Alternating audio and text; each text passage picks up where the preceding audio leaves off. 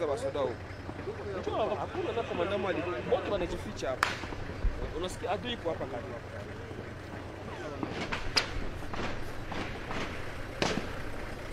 Kwa pale. Barusa kalo.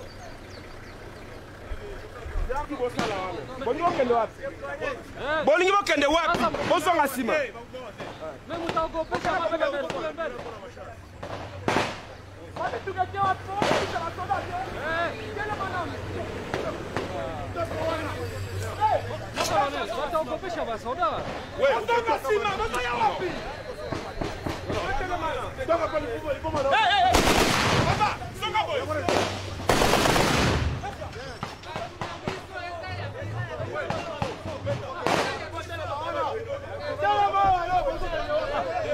Baso kende wapi?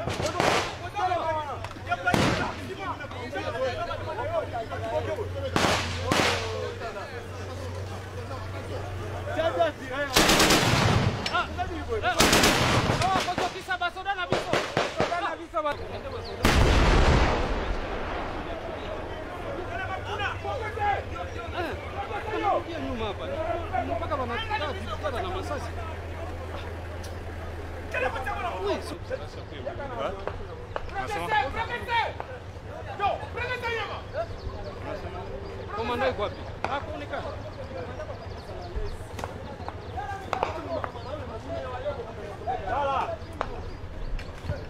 Sasa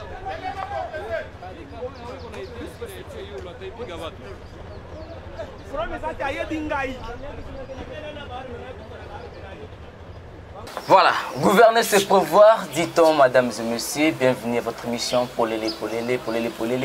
Est une émission en cours de laquelle tu as différentes questions d'actualité, différentes histoires sur le plateau Oyo, parce que Ezali Bongo, émission à Banamboka. Voilà pourquoi j'ai été intégré. Un grand merci déjà à la grande équipe de l'émission Compagnie Kangai. Grand merci à Jévic Bien sur ma caméra. Grand merci à la Union sur les héros dans nombre de Union sur la Kawana, la régie pour la été émission Polélé les cas dans les conditions qui te coûtent à la biso, dans les conditions et le Moubani. Les autres, Ezali Bongo Namboka, Fidel Senga.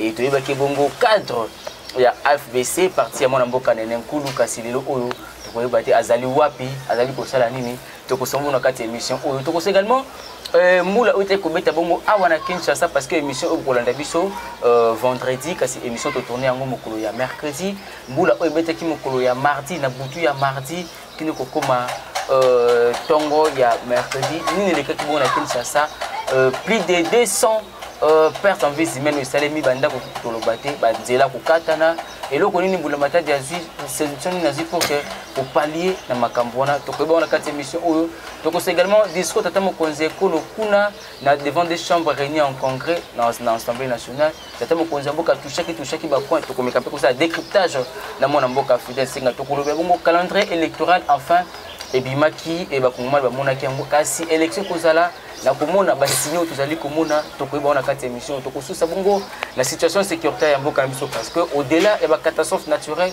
ezali na bitumba o ezali bongo permanent o ezali ko sala été ba ike ba kongoma ni ba bongisa bongo bomo na bango invité na ngzali na mboka Fidel Senga au cadre il y a FDC topé au cadre il y a ACD Action Citoyenne pour le développement azali invité na biso na piste déjà. Bonjour monsieur Fidel Senga. Bonjour, je fais bonne santé. Ah Kimia. Voilà. Tozio awa na casquette ya au cadre FPC partenaire na Kulu to au cadre initiateur ya ACD. Et peut-être il fallait na préciser avant ton bande d'émission naza la kalifusu na FBCT na comme initiateur wa association Action Citoyenne pour le développement ACD en sigle. Donc awana naza na parti politique les sociétés. Vous êtes sur la partie politique. Naza na parti politique mais nazo kumba ces derniers temps association. Vous pensez avant régime ici là opposition comme il avant régime bonda ko bunisa régime en place vous talika te et loko lobeleza te loko bundesa te vous mina benda na ngato kuna nde simba ki te to vision contre fond de tena oyo sali ko te naza na ba option en cause la contre gouvernement en place mais au cas où est commis compatible ba option nazo défendre comme compatible un gouvernement en place ceux qui na zakaka membre ya parti politique membre ya FCC au moins qui cause la contraste voilà pourquoi dans ces décidé qui aussi pour des raisons de convenance personnelle qu'on s'est retiré pour continuer dans l'association on a créé. Au-delà de la convenance personnelle, et aux aliments en Mboka, tant que on a un régime en place, tout le temps qu'on a sala. Aux alliés, tam suspect pour l'intérêt na yo, que ce soit la partie politique et qu'on peut qui ça yo, qu'on salue tout qu'on doit en gros, quelque chose pour comprendre madame. Oui. Et on s'allait au ben dans la moupanzi. Ok. C'est parmi les raisons, oui. Parmi les raisons. Peut-être. Des qu'on s'allait au boti bongo ACD. Effectivement, ACD. Mais ça a des raisons personnelles. Ok. Et on a expliqué pour se répéter que et cause à la cadre à ACD. Na défendre option moko correspondre na bonne action posée par le gouvernement en place. Le gouvernement a union sacrée. Tout comme na contredire action il y a gouvernement en place mais au cas où et correspondre na gouvernement en place et que nous sommes membres à parti politique et à opposition particulièrement à FCC au moins qui est coupé ça mauvaise image comme si ça trahison comme on a lingaka kokenda biloko il y a 2 temps voilà pourquoi on a décidé qui nati kabilo kwa parti pour se concentrer dans l'association nanga aussi pour des raisons de convenance personnelle na pesi exemple moko récemment le 30 mon congé Mboka à recevoir le 30 novembre à Zaki na Babilenge na palais du peuple en tant que Bilenge nazo kumba association ya Bilenge nécessairement il fallait que Nazala na rencontre parce que tozana na bango mibalete tozaka na président moko bien évidemment tolinga yete Congo eza na président moko donc nga en tant que gestionnaire à Bilenge il fallait Nazala kuna mais entre guillemets ceux qui nazaki membre il y a parti quelconque de l'opposition présence nanga na kati ya salwana elinga qui créer déjà problème pas justification mais na trahir alors na trahir mutute et na kei et même si na bimi na parti FBC na bimi na polémique na bimi calmement na bimi en toute sincérité et na expliqué bien fondé par rapport à ba problème on a posé qui voilà, on s'est retiré. Voilà, on s'est retiré. Nous avons aussi quitté l'opposition opposition à Congo. Ils allaient aussi à Mabé. Attends, ça que jamais pour l'opposition. Voilà, donc l'opposition à Congo, donc on s'inscrira qui est un peu dans la vision républicaine. Ok. La vision républicaine, c'est-à-dire ceux qui m'ont connu en Mboka ou gouvernement à Samalukonde par exemple, à Sali, action, nécessité. Féliciter Bango, na féliciter au nom de l'association. Tout comme l'opposition, Bango va jouer démarche et ça correspondre à l'aspiration ou attente de la population pour soutenir Bango. Donc, naza centriste, naza centriste, naza plus ngambo et la population.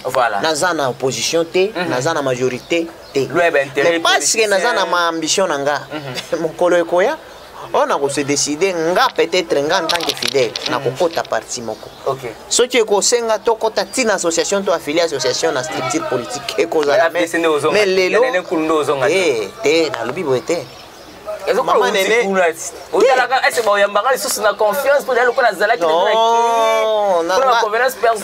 nga na trahir le côté nga na trahir ce qui est kosenga qui par rapport à ma offre politique nanga ma aspiration ma ambition et contexte actuel les akaka AFBC nga naza fils maison bien que naza lisusu te naza fils maison. Voilà, merci beaucoup monsieur Fidèle Senghor fils maison pour des raisons personnelles à monnaie tes malamu ya kozala na katikati ceux qui opposition ça malamu to encourager ceux qui peut régime to gouvernement ça malamu to encourager parce que cela va pour l'intérêt ya ba kongomani. Voilà, parlons un peu de ACD, action citoyenne pour le développement. Il y a beaucoup de choses qui sont dans le sujet, mais aussi actualité.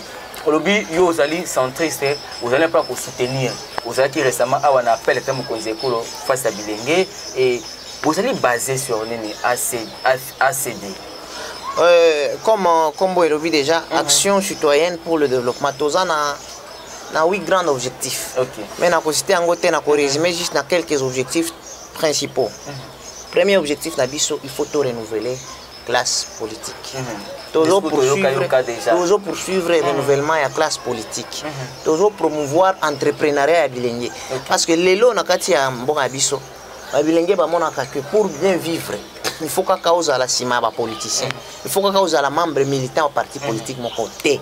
Mais na ACD toujours apprendre babilenge que même avec un petit rien en termes de capital, 100 $, au Kosala ka moins activité au bandit entrepreneur jusqu'à ce que au Kosala mutu. Voilà. Et dans le cadre de l'action citoyenne pour promouvoir le renouvellement de la classe politique, tout ça déjà dans le contexte électoral, tout ça sensibiliser bilingue. Bah, c'est enrôlé massivement. D'ailleurs, les gens qui même appellent à mon Konziamboka lors de la rencontre dans Bilingue parce que pour que tu renouveler, il faut oser la carte d'électeur. Au cas où on voter candidat au Lingi, ceux qui ont la carte d'électeur. Au cas postuler en tant que jeune, ceux qui ont la carte d'électeur. Et ceux qui sont enrôlés pas massivement, ceux qui sont enrôlés massivement, ils sont à Bilingue. Donc, bakolo baoto benga basala kina Mobutu na Kabila bakozala kaka bakozonga kaka. Donc pour to faire passer bango, il faut que to ya enrôlement ya ba jeune élevé par rapport ya ba mikolono pour que to favoriser ba jeune et to favoriser nouvelle classe politique. Voilà. Et to penser que sous-développement en Mboka Abisso, et ça parce que tout ça pauvreté, mais ça mentalité. Voilà pourquoi l'objectif monene au-delà de Koloba, c'est plus promouvoir le développement par le changement de mentalité de l'homme congolais. Merci beaucoup, et ça peut être très important qu'on adhère, voire même, et puis qu'on soutenir, pour accompagner ACD. Voilà, il faut accompagner. Je pense que siège Nabisso, tout ça, Prince Kassavubu. Tous en presque ça vous point songololo ceux qui va travailler pour na bako kuta bureau ya ACD bako ya bango bien tous déjà na bureau na Lubumbashi représentation officiellement to bandi même dans l'activité kuna tous pe na bureau na Lualaba bientôt bureau 3 ezo fungama Nord Kivu Sud Kivu na Olomami naza simana voilà ndenge batuna kana za simana ko ça ba structure bongo obotami déjà mbala moko ba présentation socialement ba activité socialement naza simana ozana parrain moko bureau moko tamso abigelo fidèle ozana wana kima kuna yaka poto to tsayo ko na 2023 mutuna wana batu mingi bazokanisa ke peut-être simananga ezana mutu moko azasima te na che musapinanga à couper. Non, naza na politicien si manangate. Tozo sala biloko na ba ninga tel qu'on a fait collège des fondateurs, nous sommes tous se cotiser. Et tout ça les awa Kinshasa déjà 8 activités, tout ça les Lumbashi 2 activités, Lualaba activité moko bientôt. Tozo se cotiser encore pour que to fongola bureau Nord Kivu Sud Kivu na Olomami. Donc jusque là toza na politicien si mabiso te mais toza ouvert. Ceux qui mutumoko à bonne foi, pas nécessairement politicien, mutu à bonne foi za na mbongo na ye, alingi accompagner vision et action citoyenne, mais toko voilà, recevoir la porte est grandement ouverte pour Nabino, surtout les patriotes. Aux a posé un changement de mentalité parce que le développement commence d'abord par la mentalité. Tant que mental, vous allez mal, on a une initiative pour que le développement tout le monde écoute Namboka. Moi, Namboka fidèle aux Awana Congo, la biso possible à Kinshasa. Boula été complété na Boutou il y a le 13 décembre awa. Tango moni scandale au Salem, au monde des dégâts au Salem, au Milobeni par rapport d'abord il y a perte en vie humaine. Tu regrettes d'abord catastrophe, il y a perte en vie humaine et ça il y a quoi à déplorer. Mais il faut aussi que tu aies une catastrophe naturelle. C'est vrai que politiquement, tu as tiré la responsabilité, mais avant tout, peut-être la gestion, il y a cité, il faut tout reconnaître d'abord que c'est une catastrophe naturelle, imprévisible. Et on a tout regretté. Mais malgré que c'est une catastrophe naturelle, il y a toujours moyen, il y a pour prévoir ma mesure. Il y a quoi échapper. Gouverner, c'est prévoir. Gouverner, c'est prévoir, dit-on. Alors, malheureusement, ville Nabisso, ils ont en quelque sorte, Biloko Tomona qui lobby, ils ont en quelque sorte annoncé déjà mauvaise gestion, mauvaise gouvernance, il y a ville Nabisso. Parce que même pas en province, ah qui chasse Samboula et Betara. Ebele koleka ba province par exemple chez moi au Katanga mbula epeta kam nanu na moni biloko ya politique mais la capitale to perdre lelo na uti ko tanga bilan provisoire officiel, bilan officiel provisoire quand même. 241 morts. Oh, déjà va retrouver Nano. C'est étonnant. Donc, il dit et le bagiste et le belake, ville à Kinshasa est mal gérée. Mbongo ezo bima ebele mais baka niveau ezo salama te. Toujours avenir Lengesa. Avenir Lengesa. Biso nyoso to yebi ke basi ba pesi déjà mbongo depuis longtemps. Il y a même honorable Singi Poulou le belake yango une fois na Assemblée nationale. Mais lobby Lengesa ezala ki lac devant palais du peuple na triomphal wana. Danger et plus pire encore. Bah séparer ville ya Goma et à Boma et je crois Matadi na Kinshasa parce que comme numéro 1 niveau ya Matadi Kibala wana et wana to regretter donc to sengi na ba autorité ba konzi mboka ba konzi province ya Kinshasa bazwa mibeko ya sika pour na sécuriser population. Est-ce que bazwa mibeko? Est-ce que mibeko ndezangi to makoki ndezangi au-delà ya makambo komela kamiso déjà na mbula moko betaka ba mama bakufaka ebele na Matadi Kibala makoki ezali bazwa mibeko parce que pour kozwa mibeko il faut volonté ezali. Volonté voilà. Donc volonté ekota bango poke bazwa mibeko responsable. Basa na volonté ya prendre ma mesure préventive contre Babilo Kwana. Sinon, ceux qui sont na bamboka sérieux, bamboka vraiment plutôt na retirer parole. Ceux qui sont na bamboka o bazalaka na culture ya ko démissionner. Je crois que le gouverneur à Kinshasa Ngobila a démissionné les lots. Mais est-ce que ça faut parce que ça la première fois fêté. Mais yenda zo gérer mboka au quotidien.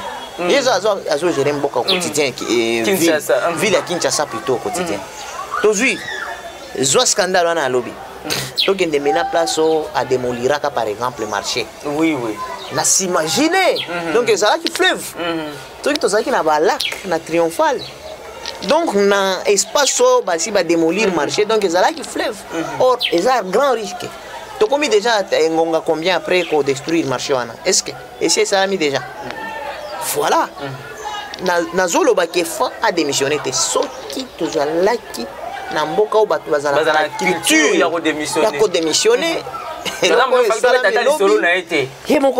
juste à Monique vraiment dépassé nga gestion ya ville dépassé nga na démissionné. Mais est-ce que Ngobila parce que même pape Benoît XVI héros à monaki que gestion à l'église comme monene à ça qui ba benga kana droit canon renonciation il pense que Ngobila a renoncé il fallait renoncer juste à gestion à vie bacha quand même tout à cause ça biloko proprement. Mais est-ce que Mokozamboka Lembi nous vous en a posé Ngobila démissionné parce que jusque là rien ne marche, Kinshasa n'est pas géré presque tout va déjà mal géré mais Kinshasa n'est pas géré, il y a pas de caniveau, il y a pas un programme approprié pour assainir comme sa ville na biso est vivable. Mais non seulement que Batbazo Senga, Nazo Senga qui Ngobila démissionné na lobby. Hypothèse, ceux qui tozali na bamboka o Batbaza na culture. Il faut démissionner, fallait démissionner, tout a renoncé na mandat na ye. Mais le problème c'est limité à niveau Ngobila. OK.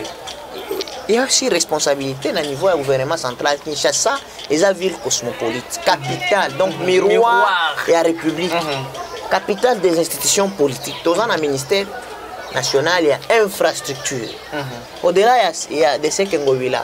À côté de ça, en tant qu'autorité urbaine, mais plus responsabilité pour les comme le ministre ce n'est pas pour rien que le lobby après la catastrophe tout le monde qui premier ministre est moko akendaki na route qui Matadi Kibala pour visiter la catastrophe différents partout là où il y a eu des problèmes parce que justement Kinshasa ils ont sous gestion et gouverneur il faut implication et gouvernement central parce que image ce qui est l'équipe à TV5 et le qui n'a pas France 24 et cause la Sony à Ngobila T mais cause la Sony à il y a gestionnaire gouverneur il y a autorité plus au sommet Gobila va éviter même pas à l'extérieur. C'est juste une autorité urbaine là, mais pas condamner plus gouvernement. Voilà pourquoi on a sengi na gouvernement de la République. Bah ça là effort. Bah joie bah mesure. Bah joie volonté. Bah arranger bah niveau. Voilà, SMS fidèle, on a déjà des petits problèmes. Les gens pour échapper, voire même dans la gestion du gouvernement central. Bah sinistré wana, bandeko o babungisi non seulement babungisi moko ba proche na bango babungisi ta mususu bandako bazangi bisika ko lala. Est-ce que gouvernement to mboka mesure nini bazui déjà pour accompagner pour assister à sinistré wana ya catastrophe to bitu des années naturelles mais bien que responsabilité que ko zonga pe na bakambi ya mboka. Voilà, voilà mutuna, je pense que makambo esa salamaki ezaki lobby. Toujours là. Il n'y a pas un programme d'urgence. Nous tant quelque part communiquer et à décrire clairement mesures d'urgence pour nous accompagner, mais au moins le gouvernement il faut reconnaître que ceux qui ont dénombré morts, c'est justement parce que le gouvernement a si quelque part engagé déjà des services officiels, notamment Croix-Rouge, notamment Biloko Nyonso Bazo, qu'on récoltait et le gouvernement, je crois bien, a su déjà, en termes de ceux qui sont morts, a su déjà mesure, a récupéré corps. Les gouvernements ont récupéré. Les gouvernements ont récupéré. Et les gouvernements ont fait ça, mais Tolingi, que le gouvernement a accompagné les vivants. C'est-à-dire que tu vas perdre le mandat. Au-delà, tu vas couper, mais tu vas couper, d'accord. Mais tu vas tikali. Parce que l'autre, tout le monde qui m'a image, tu vas au-dessus des tôles. Il n'y a pas de tôle boy. Plus de 33 000 maisons écroulées. Plus de 260, c'est combien?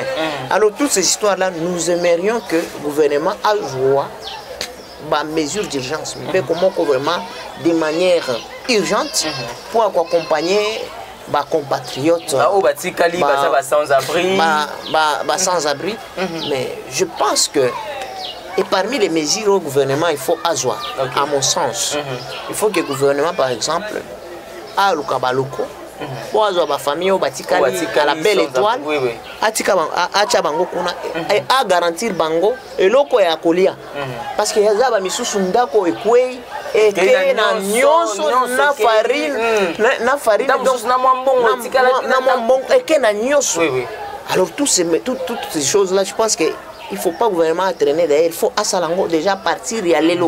Ceux qui ont école, bientôt élèves qui ont vacances, à quoi utiliser mon école, soit ma maison préfabriquée quelque part à 8 terrain. Voilà. Voilà. Merci beaucoup et Nanga Bonayo et tout ça déjà tout le monde était à mon conseil colo dans les mois d'amboka Daniel Asselo va député déjà Day national. Est-ce que l'Union Nanga Bonayo a ACD vous formulez un message na place car ko loba pe que non bango basali bo balobi te basali bo bino pe ngam parce que vous avez l'autorité morale ya ACD te ngana za autorité morale coordonnateur vous allez initiateur coordonnateur ya ACD et le roni peut vous sali déjà et pour n'attendre pour soutenir tant que moralement physiquement bandeko o bakuta pe na likama o ezali. Bon message ici elle qui déjà na compte officiel il y a l'association à Bisso. Mais tous là, la réunion d'urgence, je crois bien jeudi, le lobby. Il faut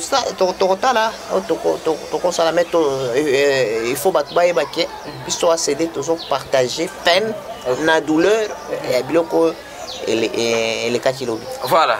Merci beaucoup sur le discours de mon Kolo face à la nation congolaise qui vont devant les deux chambres réunies en congrès.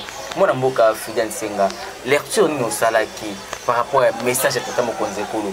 Alors, vous êtes satisfait, yo personnellement, le discours de Tata Mokonze Mboka, est-ce qu'il y a évoqué qui pense prioritaire selon vous? Na évoqué qui va point vraiment dans qui qu'on s'attend drango.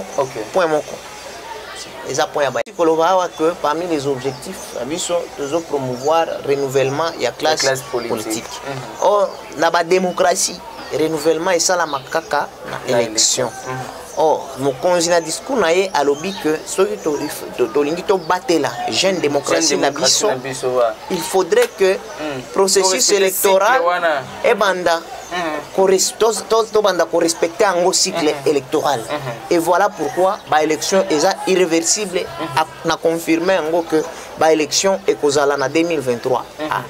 Biso en tant que structure, toujours vraiment promouvoir le renouvellement de la classe politique, na se pele qui na koyoka discours wana et autres na monoko ya garant du bon fonctionnement des institutions. Voilà. Na opposition autant nga boete à l'opposition on a parti à mutu moko songolo autant nga boete ça ka parenthèse. Na solo justement parce que naza libre ya koloba maintenant.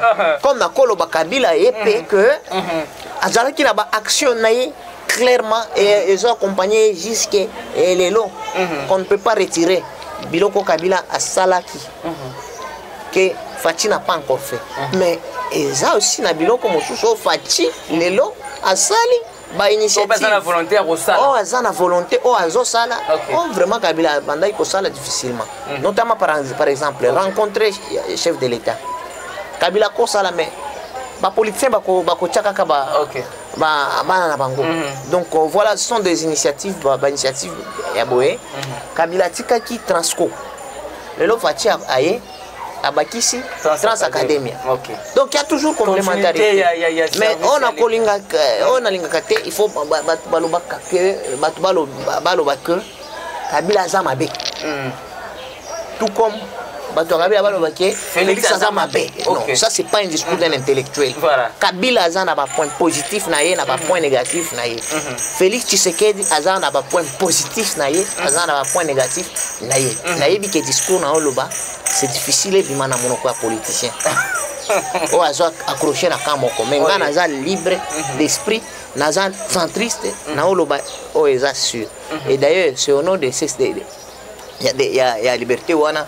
Même si opposé problème on a été nauti kotanga tongo il semblerait que va bloquer Moïse Katumbi hier aza membre ya FIFA et membre ya CAF akende ko participer à la réunion na Qatar a sengaki autorisation président conseil de sécurité à Boyi il fallait traverser la Zambie en une journée à autorisation et à Okende Qatar.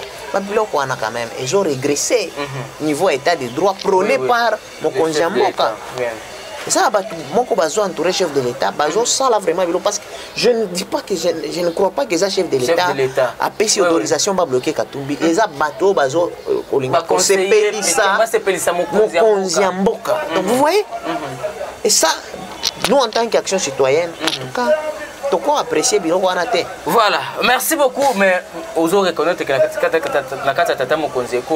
volonté patriotique, il y a pour servir la nation Zali dans le bon sens, il y a état de droit, il y a développer Pemboka. Ezala Kasavubu, Ezala Mobutu, Ezala Laurent Désiré Kabila, Ezala Joseph Kabila, Ezala Félix Tshisekedi, en tant que porte-étendard, symbole de l'État. Bazalaka na volonté ya kosala biloko bien mais parfois volonté ya ba gouvernant ezalaka toujours contraire na ba volonté ya ba gouverner. Je crois que autant Tshisekedi azana volonté patriotique ya ko faire avancer biloko autant Kabila azalaki nango autant Mobutu. Mobutu jusqu'aujourd'hui mais ngana lobaka ngana na salaki science politique nga politologue na salaki histoire politique Mobutu a salaki kaka mabete Mobutu azana ba action ozolo même lelo tozana stade de martyr. Oui. Est-ce que Kabila a tongaki stade mosusu ya comparable à stade de martyr musée a tongaki yango même pas Kasavubu tozo zela mandat Tshisekedi etikali inane est-ce que tongi yango mais nani a tongaki yango Mobutu. C'est des actions aux lobelang. Parler du peuple wana. Je pense que les journalistes au côté de parler du peuple. Et c'est vrai à Babel c'était. Et ça Mobutu. Et biloko wana il faut tous en calme parce que va diaboliser mon bout immeuble intelligent à gouvernement wana immeuble intelligent mais ça Moussé et plutôt ça Joseph Kabila il faut tous là qui vient tout le bango ba sorte de moto même si c'est discutable ba to mususu ba critiquer mais tout le monde c'est sous Félix Tshisekedi ce sont des actions qu'on ne peut pas réfuter voilà merci beaucoup tu allez continuer bongo na mwana mboka Fidèle Nsenga Zali Bongo coordonnateur et initiateur il y a Action citoyenne pour le développement ACD Zali Bongo ACD Zali awana Kinshasa kasi malembe kana lobaka ndako zali kotongama bokozanga na lwala bokozwango dans le Grand Congo nyoso bokuta bongo ACDP porte zali grandement ouverte pour na bino s'adhérer pour que accompagner vision o ya kitoko ya kosala renouvellement de la classe politique mais il y a ko ça fait éveil ya conscience parce que développement dans la mentalité tous en conscience ya o tolingi ko sala puis o tozana pour ça ya kosala tout sur l'action tout sur la situation sécuritaire ya mboka na biso ezali pe pamba aspect o ezali pe ko tungisa baike ba kongomani au moment où nous parlons ils ont ndeko moko ya mwasi azali ko kima na kati ya zamba bazali ko kaba violer ezali na moko bazali ko kata kingo ezali na moko bazali ko boti saina césar na makase pa ba repère yo tant que initiateur et coordinateur ya mouvement monene ezali ko connaître pour la développement mboka biso ozali ko milobela nini qu'est-ce que tu te dis par rapport à cette situation ozali ko umela tango molai ça passe je pense que c'est ici peut-être occasion pour interpeller la communauté internationale. Les Congomani bakufi ebele. Et biso en tant qu'action citoyenne pour le développement, nous avons une désolation à monene parce que justement comme on dit koloba, batu bazo kufa, batu bazo souffrir et je crois que mokonzi mboka asi asali déjà ba proposition ebele. Asi attendre ce que va rebelle mais pour que batika manduki mais malheureusement bazo continuer kaka ko s'entêter ko empirer biloko même d'autres ont fustigé pe c'est justement un soutien au bazo zwa ya Rwanda Rwanda est aza voisin direct na biso et ça biso en tant qu'action citoyenne to condamner actuellement et biso na niveau na biso toko se limiter kaka na ko condamner même oyo baza na pouvoir bazo gérer armée bazo gérer appareil sécuritaire nyo samboka il faut vraiment bazala ba finir kozwa résolution ya ko attaquer officiellement maintenant ma position ya ba rebelle moi je pense que population on a raison c'est pela ngom au-delà ya attaque wana ces derniers temps population est comme mobilisée derrière nos forces armées. Et même si aujourd'hui, tu as décidé que tu attaquer Rwanda, soldats qui sont liboso na manduki, la population même Rwanda tu kokota. Donc voilà déjà esa mobilisation moko ya stress mais il faudrait qu'on continue la pression justement pour que bazo soutenir Kagame batika biloko na bango batika ko soutenir rien voilà autre que awa obi ko zali ko interpeller communauté internationale est-ce que c'est ngena biso ko continuer pour la communauté internationale vous allez comment té aux nations vous allez comment té alors que toyebi déjà ennemi zali nani l'autre fois tout ça on est mission obi que no guerre aux zali asymétrique tiko ka ces zali ennemi ayebani tata mo conseil ko a prononcer yango na ba discours sur comme on va zali ko tanga Paul Kagame azali agresseur ya mboka na biso pourquoi ne pas aller directement à la guerre justement que Mokonzi Kolo a déjà ma option mingi pacifiste ma option non na cadre ya ko kota baguerre donc ba action moko ya ko pacifier est en paix mais ba M23 ba rebelle bazo kakakate justement parce que bazo entêté na Rwanda qui est justement soutenu par la communauté internationale. Pourquoi Tolobi que Rwanda a soutenu la communauté internationale? Botala par exemple, Bisotoza en guerre, agressé officiellement. Ba M23 Emoko Antonio Guterres, secrétaire aux Nations Unies, le baki ango que bazar matériel sophistiqué plus que les Nations Unies. Voilà, c'est un discours très faible pour un secrétaire général. Et donc, il y a déjà faiblesse. Mais au-delà de ça, l'Union européenne, il y a 4, 5 jours, 6 jours, il y a une résolution, il y a l'armée rwandaise 20 millions d'euros. Il y a contribué à l'armée rwandaise 20 millions d'euros. Pour basomba matériel, est-ce que Rwanda vita ezali? Est-ce que Rwanda vita ezali? Vraiment. Est-ce que Rwanda va s'en guerre pour que l'Union européenne va payer 20 millions d'euros? Donc, éprouver complicité de la communauté. Place où ils sont en guerre, ils sont Congo. Pour nous, besoin 20 millions d'euros. Rwanda, Rwanda a sécurisé la communauté internationale. Et c'est un pays, c'est un pays francophone parasitaire. Et bah, spécial déjà secrétaire général, il y a francophonie. De manière parasitaire. Pendant que c'est donc au monde déjà qui est déjà pendant qu'on attaquait déjà Nani Ukraine au monde qui Boris Johnson a qui me dit que les réfugiés ukrainiens banda kokota na Angleterre, il fallait banda koya na Rwanda. Nyonso wana ezo yebisa ba ezo pesa ba indice que justement il y a un complot, il y a balkanisation contre le pays na biso. Tala lelo tous en guerre moko au niveau international et ça d'actualité. To le yango muke. Pour na pesa image to revenir na guerre na biso. Ukraine, Russie.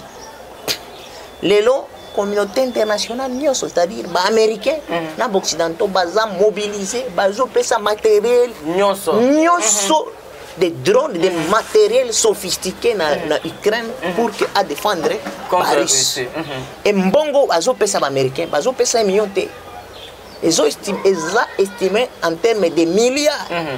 Déjà 9 mois de guerre. Ceux qui ont évalué Mbongo, la communauté internationale, notamment 1 milliard kaka. Notamment l'Amérique, dans le bloc occidental, va débloquer pour l'Ukraine pour faire face. Na Russie, ba rebelle, en quelque sorte, au bazo benga ba rebelle, ils ont pas moins de 20 milliards déjà. Ils ont guéri la ça va rechercher ça, plus de 20 milliards de en termes d'argent et plus de 30 milliards évalués mais en termes d'armement. Mais biso, ceux qui communauté internationale ont fait ça biso, dans mon ambassadeur à France moko, après ça qui biso ceux qui veulent en poule. À qui offrir une armée, ceux qui vont payer bino mbongo et la communauté na l'Union européenne, il faut pas payer ça bino 1 million d'euros, 1 million de Congo, pays continent. Na Rwanda vous payez 20 millions. Au monde déjà que ils ont contradictoire.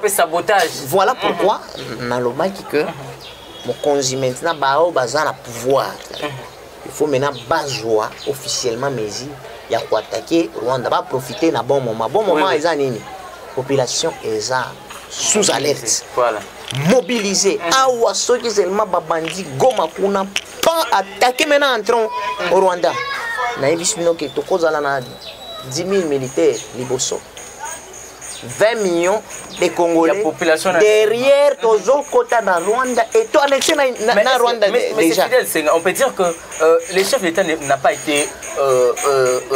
été roulé par les Occidentaux. Alors qu'une négociation, une diplomatie, un voyage, le chef d'État n'a pas été roulé par les Occidentaux. Justement, les Occidentaux, il y a négociation, il y a pacifique. Il a roulé chef de l'État dans le sens que quand le chef de l'État est a pouvoir, les Occidentaux justement les analyses qui conseiller à bon terme na Kagame parce que Kagame est un voisin d'un pays mais moni maintenant votre face ya nani ya Kagame a qui même pour reconnaître Koloba devant congrès na que non au aleka qui président Tshisekedi était alors et c'est très grave comme déclaration, c'est très grave comme déclaration. Azolinga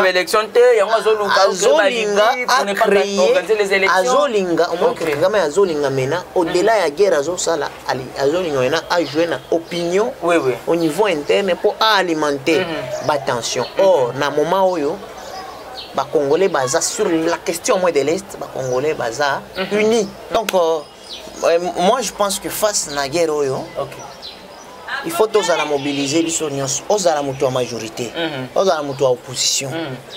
je crois qu'il faut tous aller. Moi je suis le proche ami de Kabila, moi je suis le proche ami de Félix, de Fayoulou, de Moussa. Bao bazo bomakuna, bazo choisir te, bazo kona ke o aza wa Fayoulou, oza Kabila, oza Fachi, bazo boma Congolais.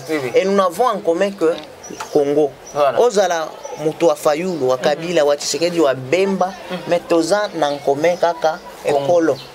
Congo. Voilà. D'où il faudrait tous la mobiliser. Voilà, merci beaucoup. Comme déjà malem na okita na émission na biso, moi mboka Afrique tout sur la élection. Ouais.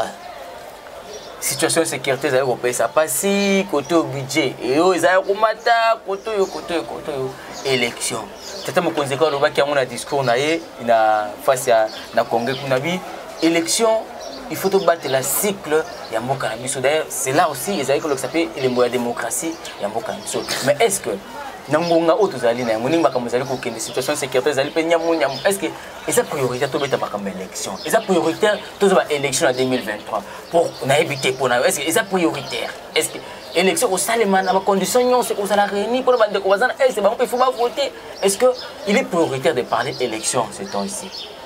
Moni Congo eza eloko ya moto te. Congo eza mboka ya bato nyonso. La guerre to partager peine wana.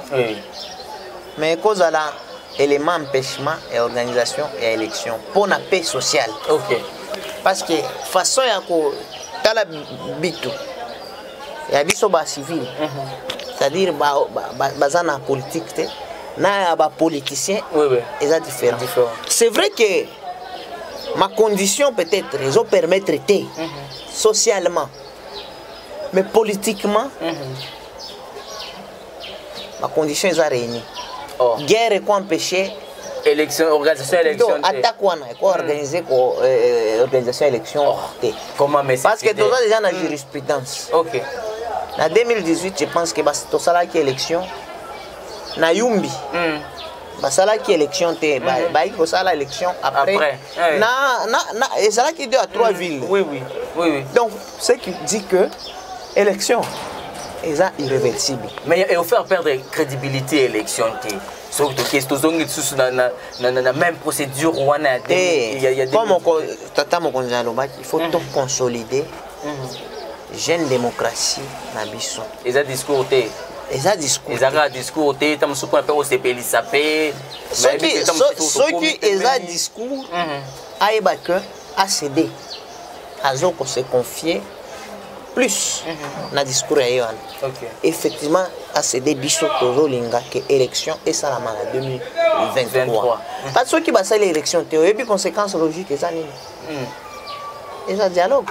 Oui. Il y a des objectifs de dialogue. C'est la canine. Na Congo. Partage à pouvoir. Partage au babengaka na lopoto partage du gâteau. Du gâteau. Et banaï bakokota. Eza yo de fête, eza ngate. Eza kaka milongi moko. Milongi autant que renouveler. Omoni ba mende, omoni banani, nous on n'a plus besoin de ça quand même. Nous sommes fatigués. Soy ba koloba keto kende na dialogue mais muto assis déjà comme ministre. On doit ça comme DG akokota wana biloko wana te. To linga vraiment maintenant de nouvelles figures. Allez, mais jeunesse c'est qu'on a la prêter encore et à quoi accepter que basala dialogue pour que si a comme ministre, si a comme gouverneur, si a comme DG, si a comme gouverneur de la banque.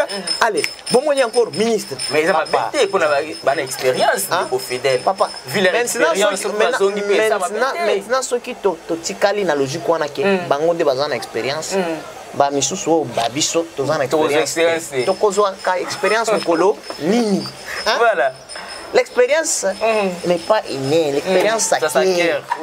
Et c'est en exerçant. Même si vous laissez la jeunesse qui n'ont pas d'expérience, maintenant ils auront l'expérience quand vous voulez vous éterniser au pouvoir. Il y en a qui sont au gouvernement Banda 1900 CNS. Bazaka vice-ministre, société civile, ministre. A commis boye, finalement. J'ai vu que vous avez qui. Finalement. Papa, assez de besoin de dialogue, token d'élection, tous les animateurs, assez de beaux dialogue. Ceux qui ont dialogue, conditionné ça cahier des charges en biso officiellement et to ça en bien campagne sensibilisation toujours ninga komona elongi ya muto asi a commis déjà peut-être ministre 2 fois c'est déjà trop c'est déjà trop au pétam sur le secteur on va ministre eloko malonga te oui mais il y en a qui même si va revenir quand même dans ba secteur na bango ba si ba sali déjà biloko ezo c'est pelé ça ba tout et peut-être bah mériter même qu'on a ministre 2 fois 3 fois c'est comme dans le gouvernement oui quand le lango peut-être ok et ça na ministre quand même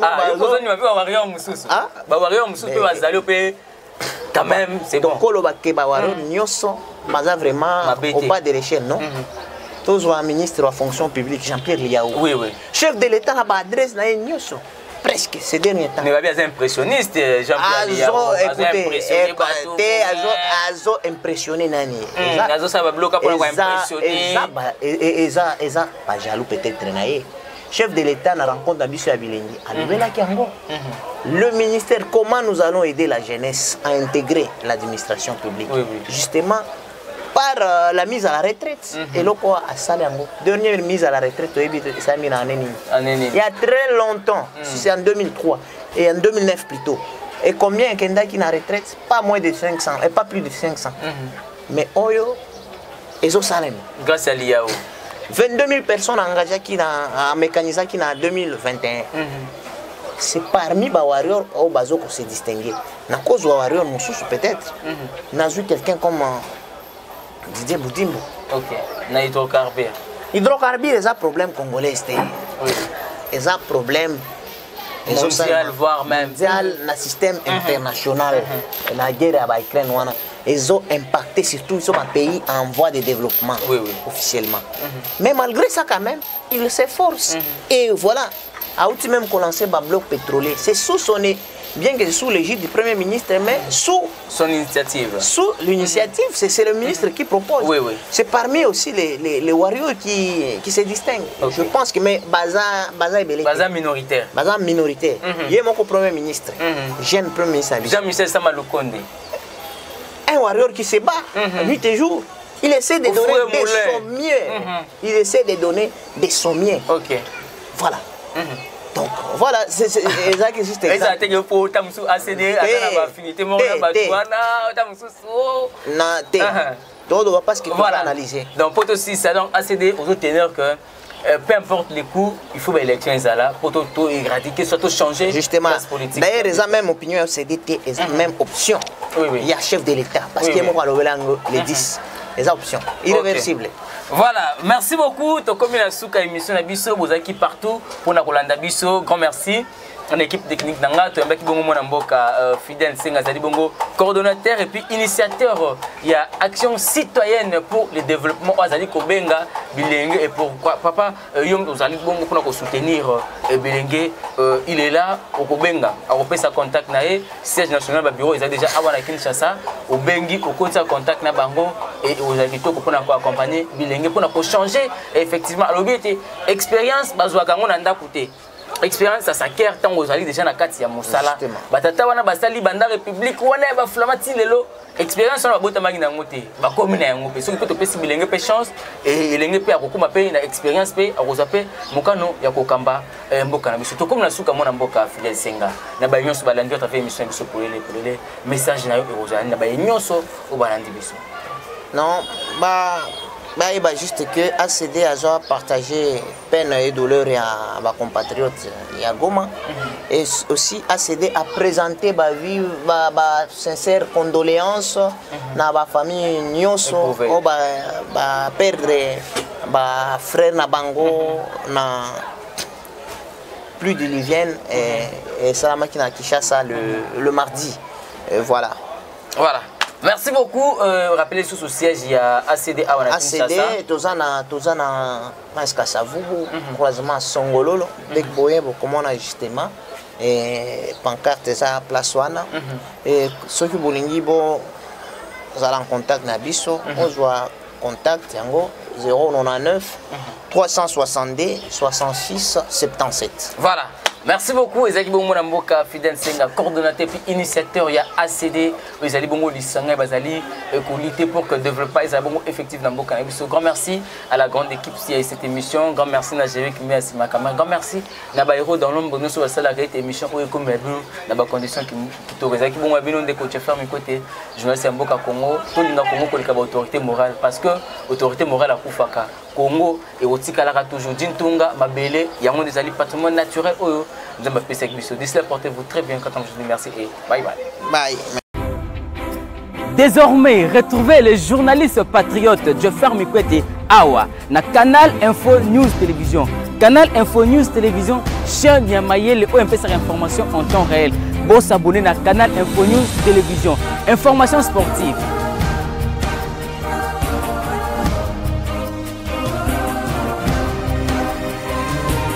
Information politique.